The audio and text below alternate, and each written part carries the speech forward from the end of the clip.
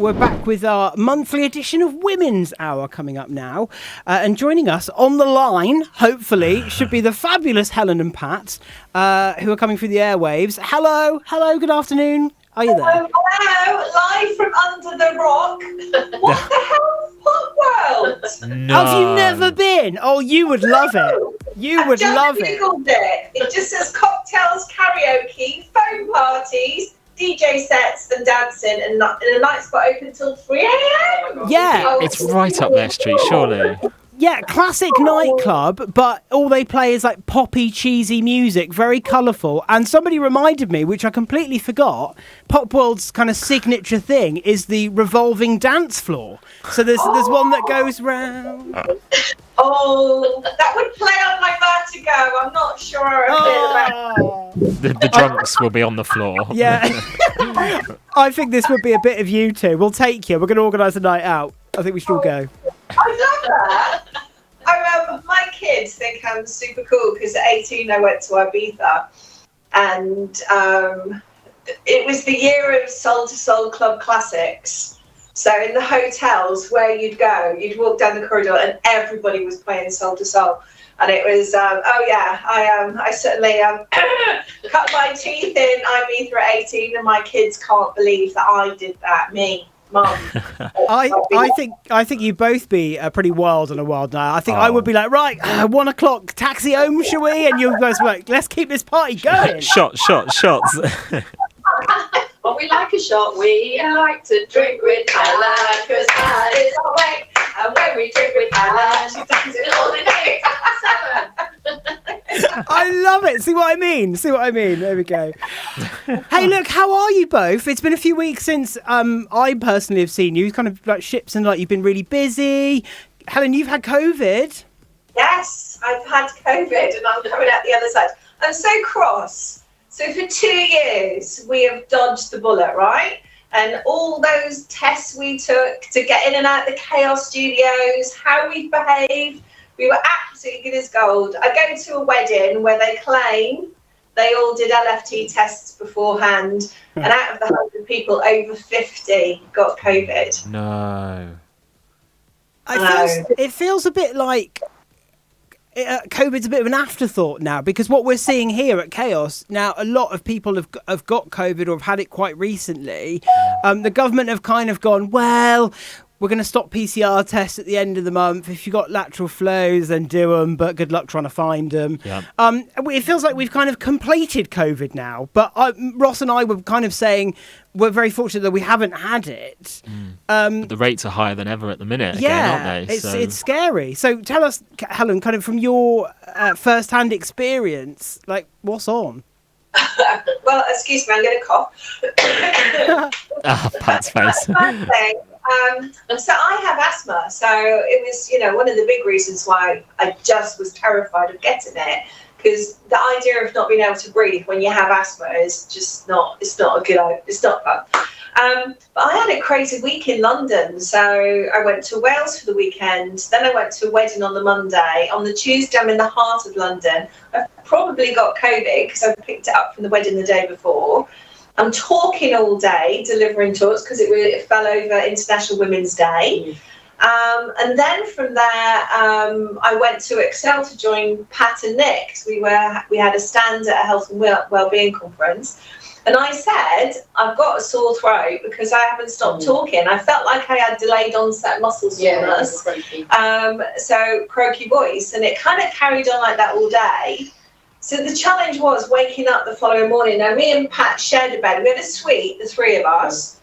Me and Pat were sharing, and then Nick was in the other room. And I woke up, and it was a bit of a punt, really, wasn't it? Because I was quite fluey. Yeah, you were, and you couldn't speak in the morning. Because remember, the night before, we'd been laughing at TikToks, and you were roaring and coughing, and we thought it was that. And then in the morning, you woke up, and you were just really croaky, and you could hardly speak. And then did we take your temperature?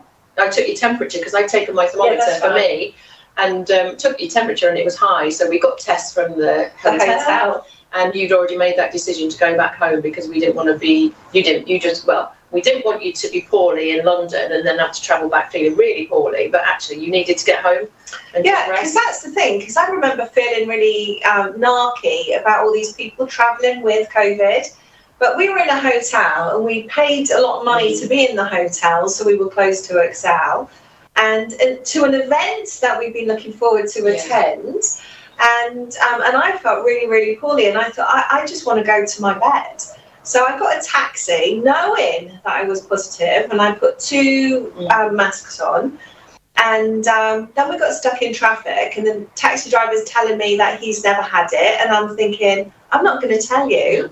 So I felt really bad, windows open, sweating, and then I get a train to from Paddington to Cornwall. Now the Cornwall, God bless it, the Cornwall train is like 5 million carriages, isn't it? And it's A to Z. So I get on the train in carriage B, and then there's a bit, and I'm sat in isolation on my own, and then suddenly the graphics change on the train, and they flipped ends. So I was no longer B, I was the other end of the alphabet, if that makes sense. Oh, so annoying. So, by which point, now everybody's up and everybody's crossing over on the train. So I knowingly have I'm positive COVID, knowing that all these people are walking past me, and at the table that I then sit at, there's an old lady and a mum and baby, and I'm beside myself. I am absolutely beside myself. So I get up again and I find I find a seat right next to one of the doors, and I hunker down there. By this point, I'm hypersensitive, so I can smell people's breath. Oh. Smell their skin, and it was nasty. It was just proper nasty. I could just smell, and I'm double masked, and I could smell everybody. It was horrible. The next day, I lost my taste and lost my smell completely.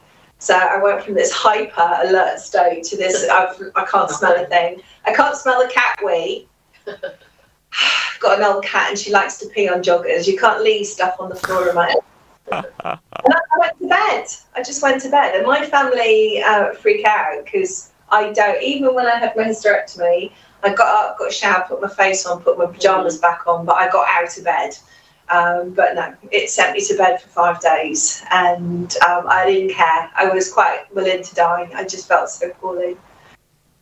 And that's really scary because, like, for people who maybe don't know you, Helen, and I think Pat and I were kind of talking about this, like, it's so unusual for you to stop. And same with, like, Babs. We have the same thing here with Babs. Babs will go, and it takes a lot to take her off her feet. So something like COVID, to put it in, take you to bed for 5 days. How are you feeling now? Have you had any kind of after effects? Because a lot of people I've spoken to who have had COVID have kind of bounced back quite quickly, but then really struggled to kind of maintain their energy levels and their fitness.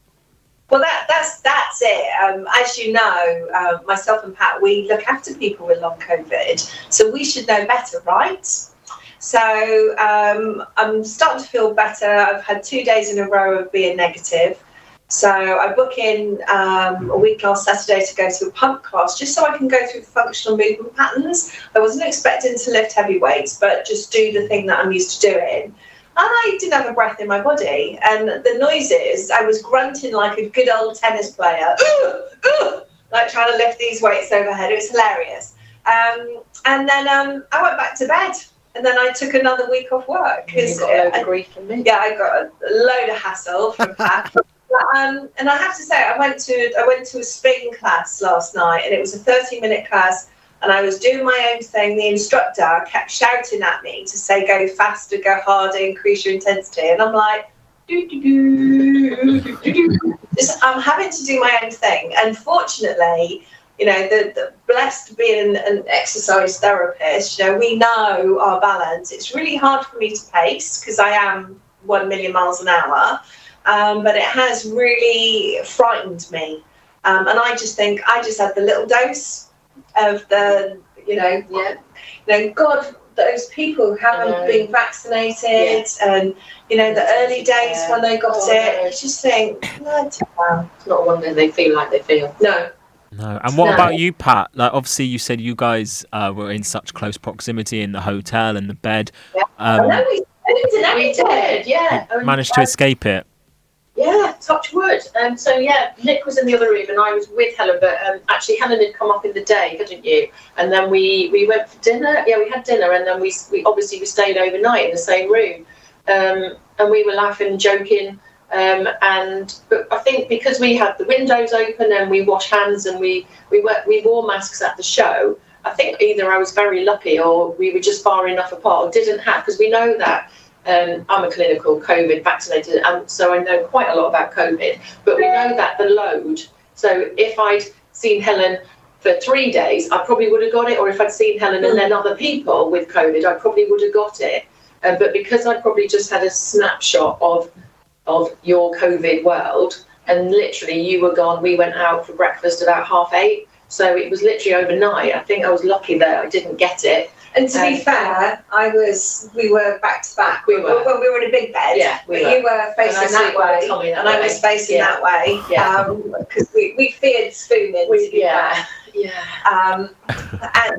So I was all right. And touch wood, I'm hoping I'm going to be all right, because I've got surgery in just over a week. So I'm being really careful, and I've got to socially distance. So I'm being really careful.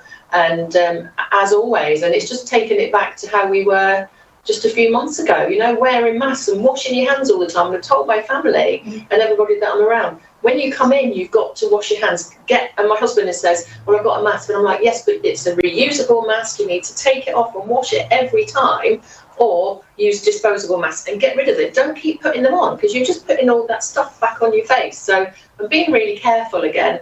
And not that stopped, but really mindful. But I think it's us now. It's those of us that work around care, around health. We've been so vigilant. I think it's just a matter of time, and that's tragic, isn't it? Yeah, I think this is the scary thing as well. Like, not everybody is being as responsible as yourselves. Like Helen, you had no choice but to get on the train and come back, but you were actively trying to keep yourself away. You double masked, and you were moving yourself as soon as the crowd sort of approached you. Whereas this is the worrying thing, a lot of people aren't. People who know they're positive are purposely out there not protecting others, and I think that's what's scary. And I think just to follow on to that as well, as Pat, someone who hasn't had COVID, and Helen who has, there seems to be the kind of forward thinking now is like herd immunity's kind of been thrown into it now, that actually COVID is rife at the moment. I think last week 4 million people in the UK had COVID. Wow. Now if there's those type of numbers 12 months ago, it would have been absolute failure across the country, and for what we were trying to do. And then now it seems to be everywhere. A lot of fit and healthier people, or people who have been quite well vaccinated, are kind of embracing it. So it's kind of this, I feel like as an individual, I'm kind of like, do I just get it to get it over and done with and have a bit more immunity? Because it's going to happen. You're almost the odd one out. More and more people are closer to me. Or is it something I should be really, really hot on still? Yeah, personally, I run. Yeah. So my daughter, she was in the early days. Maddie has type 1 diabetes, and in the early days we were shielding the diabetics. And then what we found, and the research was saying there's not really a lot of difference with the type 1s. So we'll just look after them. She's been hypervigilant because a cold to somebody who's got a compromised immune system is flu to her, and she gets really sick. So everyone in her salon has had it over months, and her and one other were keeping the salon going. And now we've all had it at home. She hasn't until last week, and she had all the symptoms, tested negative in the morning, couldn't breathe. By the time she tested positive in the afternoon, she was already in respiratory distress, and we had to call 111, who then called 999. So, and that happened, that was Wednesday at 5:30. We've got 111 listening to her breathing, and she had a fever and she was really quite poorly. At midnight, the ambulance service in Cornwall, the ambulance service phoned her, didn't want to speak to me, but her, to say, is there any chance we don't get the ambulance to you? Are you recovered enough to not be admitted into Trelisk? And we were like, well, so they was like, let mum bring you in. And me and Mads talked about it, by which point the paracetamol had kicked in and she was starting to feel calmer and more in control of her breathing. But yeah, that was pretty hairy. And then I thought, what they're going to do, because I was measuring her oxygen saturation levels anyway, and she was safe at home with us. We were managing it, so the idea of being sat in Treliske A&E, waiting to be seen to.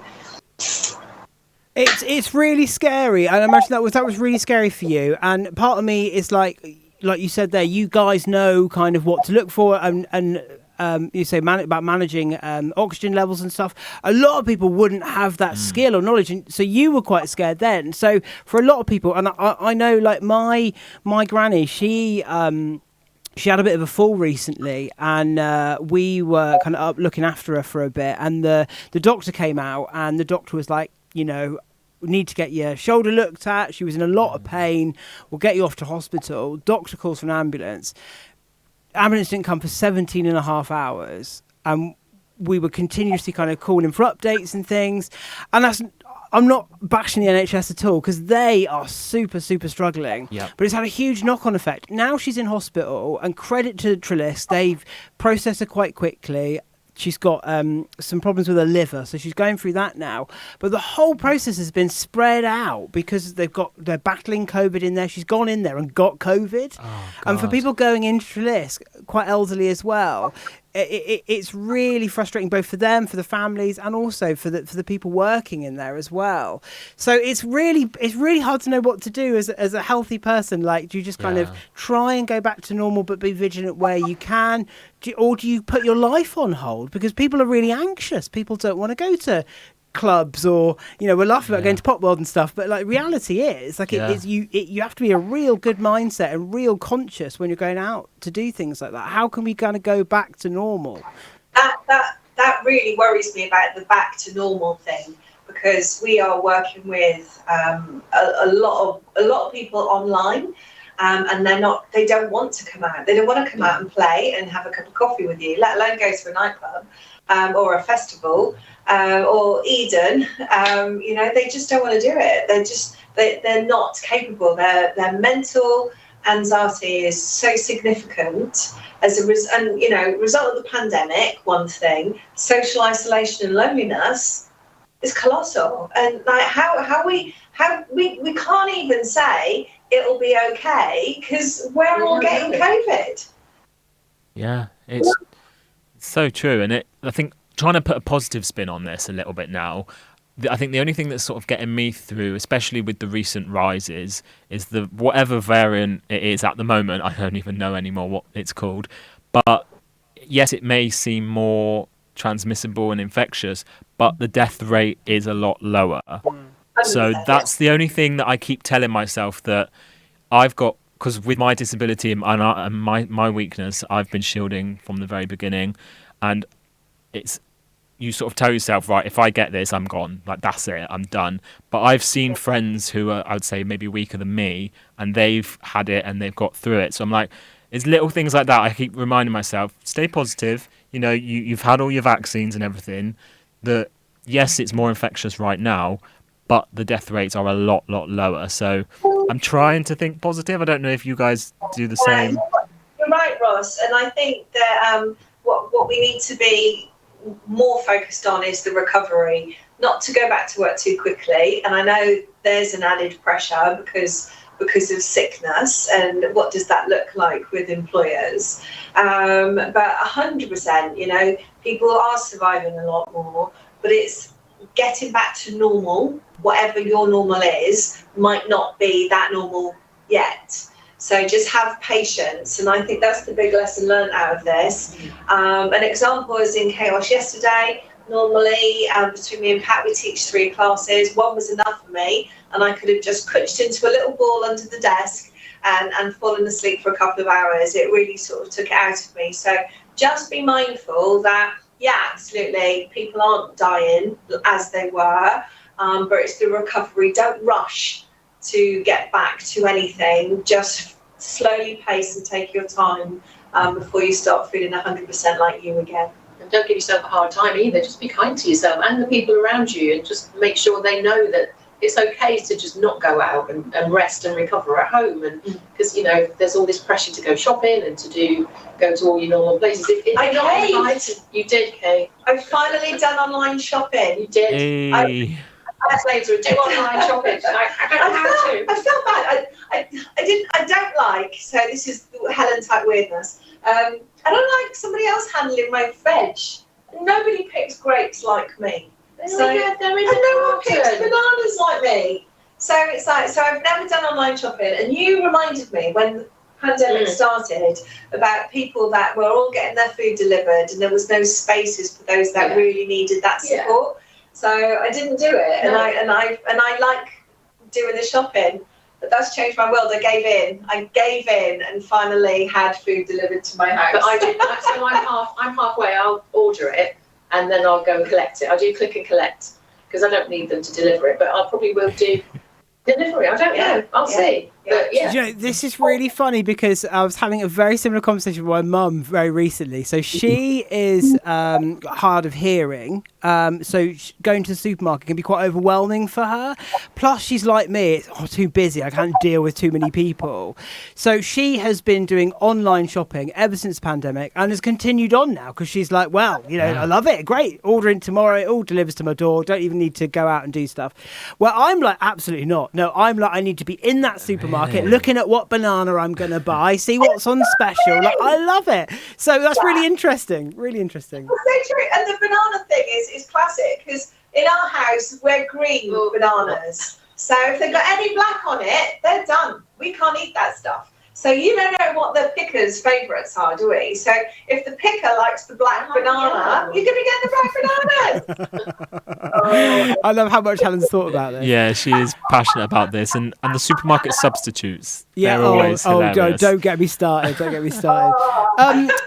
Just bringing it back to what you were saying about well-being and stuff, and the kind of the mental, I guess, health side of things with COVID.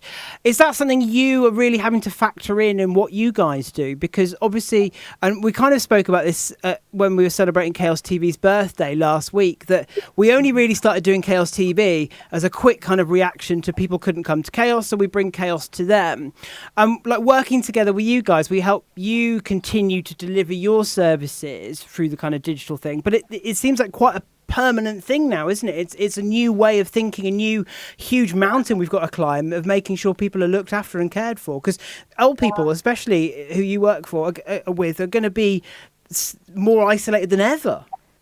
Yeah, I think we were always ambassadors for stress management, and trying to talk to businesses pre-pandemic and people around being stressed was always a challenge because most people are in denial about the level of stress they're under. Now it is, because of the pandemic, it is up there all the time. Understand stress, be more mindful, being present, being in the moment, manage your health. Mental health is important. Work with people who are socially isolated. It's absolutely critical. I think it's not that we're doing it more. It's just that we're doing it without having to fight to support people now, which is much better. Some of our older clients, we'll be the only people that they'll see on that day. Some we know have lost pets and they used to go out for a walk just around the village and would meet people, and they don't have a pet now, and so they just, there's no need for them to go out. And some of them really struggle to get online, and we're really conscious that we help them get online just for that hour so that they can see us and see everybody else, and they just have a quick natter at the beginning, at the end, but they're actually clocking other people and watching, and they're showing an interest, and it's really vital that they have that contact, even just for an hour a week, so that they feel part of our community or part of a community, so that they don't feel that isolation so much. And I know we're just a little part of it, but it's really beneficial to their lives, their mental state and their mental health. And, I think you and I, as a business, we've been talking about the suicide rates in Cornwall. And that is something that there's funding now available for businesses to support people who are low, depressed, struggling with their mental well-being and their mental health. So, maybe that wasn't a thing 5 years ago, 4 years ago, 3 years ago. Now it's very much on the agenda. I think we just got, I think taking my experiences of COVID. I mean, I'm with you lot. You're all bunkers. And, we all did that together, didn't we? We all came together to try and support our communities, which was really important. I think we just need to remind ourselves that we're here to be kind and to make a difference and try and help people that may not still haven't come back to what we, the new normal. Yeah. I feel like I'm rambling, but I'm feeling a bit emotional. Yeah, I think, I mean, going back to what you were saying about not having to kind of fight for the importance of some of the stuff that you deliver, I think it's because you play a huge part in the speeding up the entire process now. I think the NHS, especially here in Cornwall, have really realised what creative things, what things do we need to be funding, to be supporting, to help speed up that kind of out of hospital thing, more support at home, and then also that continued support as well, things like mental health support, that resilience stuff, and again, like you say about suicide rates, that of course not exclusive to old people, that of course right across the spectrum. It's a problem, it's an issue that we, I think as a nation, have been getting better at slowly of acknowledging it, but actually keeping up that momentum of doing those check-ins and offering more support for everyday people, because what the pandemic has taught us is life can change at a moment with a glance, and suddenly people who are in quite well off jobs were going to food banks. That's just, everything's been flipped on its head. So really interesting to hear kind of the things that you're focusing on, but just a natural extension of the work we do. And the food bank thing, I remember feeling really humbled one day. We'd been teaching at the studios, and there was a family that pulled up, and they were driving a nice car, and a husband, wife and kids, and I think there was like 3 or 4 kids in the back, and there they were collecting food, and there for the grace of God. And it was really humbling, because you don't know what you don't know, right? And you don't know what's going on in people's lives. And what they've lost during the pandemic. So, we're not just dealing with, some people are dealing with grief, they've lost loved ones, but people have lost businesses, been made redundant, they're out of work, and trying to deliver work from your kitchen table. We've certain people working in safeguarding roles and trying to have very serious and personal conversations while the kids are running back and forth in your kitchen. It's crazy. The world has gone. It's very, very different now, and it's very humbling what you guys do around the food banks. So we kind of spoke about your experience with COVID, and we've kind of spoke about the work that kind of needs to be doing. But what's next for the dynamic duo? Because 2022 is, still we've got quite a lot of it to get through. I feel like there's a lot of opportunity and a lot of things passionately you guys want to achieve. Oh wow! We've just honestly, we were late phoning you because we just got deep into a conversation about what happens next. One thing that has really gone big for us is our conversation around menopause. I mean, we are constantly teaching and supporting others around menopause. So that's businesses as well as individuals. We're supporting women, again, at war. They're trying to wage this battle with some GPs to try and get the right hormonal replacement therapy for them. So lots of education. So we're doing way more of that. We can talk about it now. We've just been awarded a grant to support menopausal women with suicide prevention. So we're very excited about that. That's like a big part of the agenda moving forward. We continue to run Aging Greatly on the Isles of Scilly, which is really exciting. Again, everything we do is about supporting us from midlife and onwards, because we want to be well and healthy and active as long as we possibly can. Because when you haven't got your health, everything starts to is more of an effort. So we're still working in prevention, trying to keep people strong, steady on their feet and well as they get older, because that's one thing we can't change. You're going to get older. Yeah, and I think it's safe to say you guys are going to be two very busy ladies this year then. Yeah, and I think that's great about that grant to kind of expand on your work, because I think you both have a very refreshing take on delivering things like that. It's all kind of come together quite nicely. So it'd be exciting to see where that goes and what opportunities for the people of Cornwall and beyond arise. Yeah, we've got quite a big agenda, and certainly teaching the training element. I tell you what, we don't stand alone as a business. We love working with partners. We love working with businesses like yours. Mind you can't not work with somebody like you, because it's Babs. She looks you in the eye, and too late. As soon as you get that eye contact from that woman, suddenly you said yes, and you don't even know what you've just committed to. It scares me. So try it like that. No, I've done it again. But yeah, we love partners, so we are working with other training companies. If people want to talk to us around how we can support them in their health and well-being in the businesses, their healthy aging models, because we're talking about 68 being your pensionable age. So we've got to keep people in the workforce, and we've got to keep you nice and strong, right? Yeah, that's it, isn't it? That's a whole nother conversation, isn't it? About how we're aging, we're being expected to have a longer working life, so it's looking after yourself and aging well.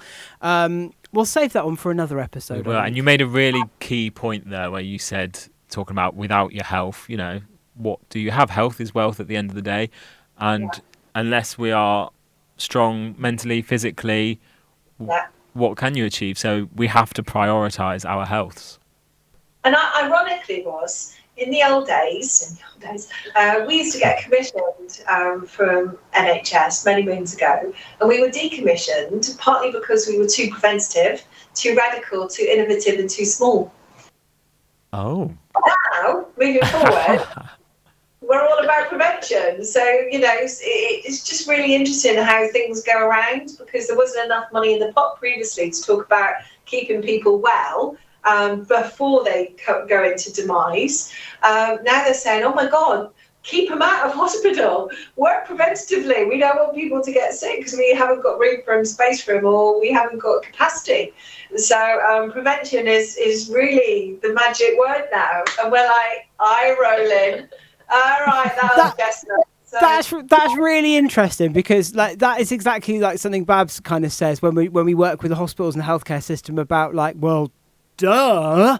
But why do you think that is? Is that because people like you and Babs have been banging on, finally the right people are listening? Or do you think it's just because we've got to a situation where we've run out of ideas now, we can't firefight any longer, what else can we do? Yeah, I think there's a bit of both there. You're right. I think me and Babs have been banging on that drum for a very, very long time. And the whole, really, this is a new discovery to you? We've been saying it for a long time. There is definitely that. But, when you start looking at the long cast, so we're looking at midlife being the fastest growing population now is us in our 40s to 50s. And these people aren't looking after their health. They're not gym users. They're not running or walking or moving more, and simply moving more. So what we're going to get frailty. So if you look down the road, you've got to think about what that older self is saying, because your older self needs to turn back and say, thank you for the Pilates and the strength training and helping me eat less cake and drink less wine. Because, in the future, there's superwoman me rather than frail me, because we want to live a good life and then have a good death. Yeah, you talk about that prevention, not letting it get to that stage. It's funny because I had a similar conversation with a friend the other day, slightly off topic, but actually not. It ties in really nicely. Imagine you were on an aeroplane and the aeroplane's going down. Do you put your safety mask on first before you help other people, or do you start helping others straight away? And there's that debate of, if you don't look after yourself and put yours on first, you've got no chance of helping anybody else. So it just proves that you have to put your health, you have to take it seriously and put it first, because then you can help others. Yeah, and we've got into. Sorry, I feel like I just got myself. Can't get one. But we do talk about selfish, and we as British population, we are very good at not being selfish, because selfish is arrogant. Looking after yourself, it's like, why would you do that? You've got to look after everybody else first. But the bottom line is, you can't pour from an empty cup. And if you've got nothing left, then you're no use to anybody else. It is so important to look after yourself and not see it as a guilty pleasure. It's actually paramount. Your health is, as you said, your wealth, and your health is the only thing you've got, and you can make that better every day.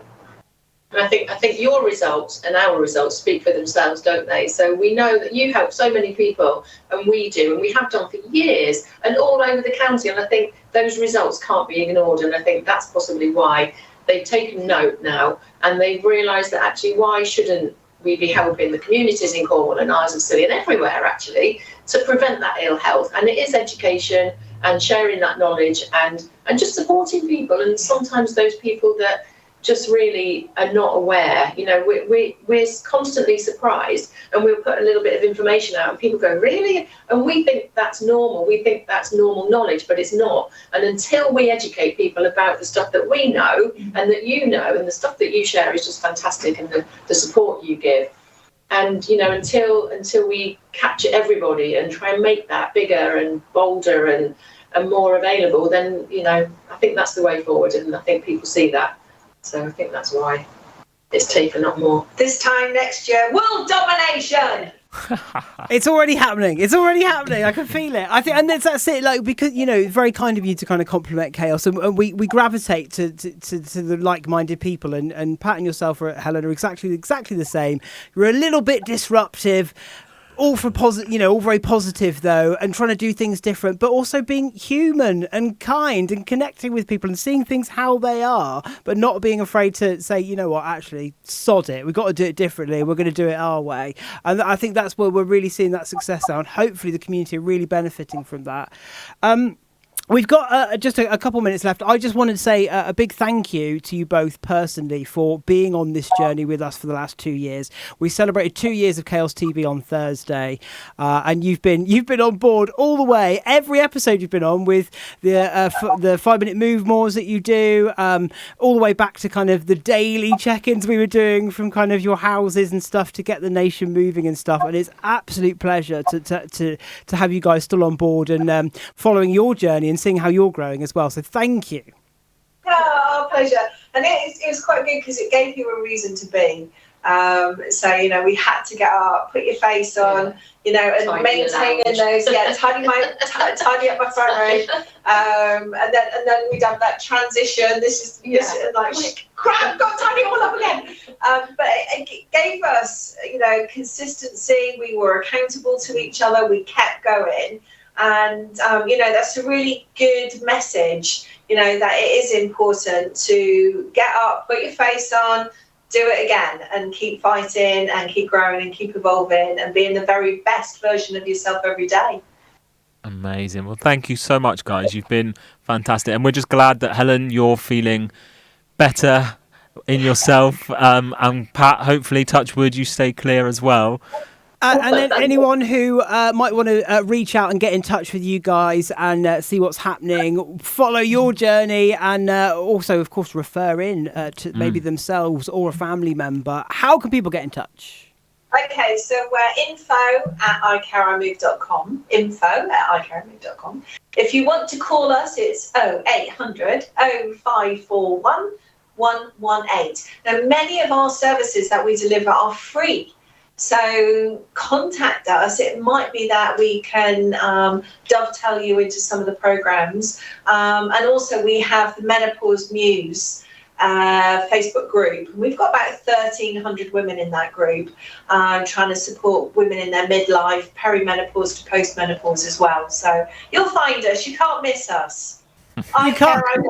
You can't miss them. Pat and Helen, thank you so much for joining us on the show. As always, we'll see you in the studio real soon, and I'll let you know about Pop World, all right? It's happening. Love you lots. Take care. Bye. Bye. Bye. Oh, there we go. Pat and Helen, that iCarry move. They're great, aren't they? They so are. inspiring. They are. Love them. We love a bit of women's hour. Yeah, we got roped into that. Yeah, sorry. I feel like it was Women's Hour. But, it's great to check in. They will be back, hopefully, in the studio next month.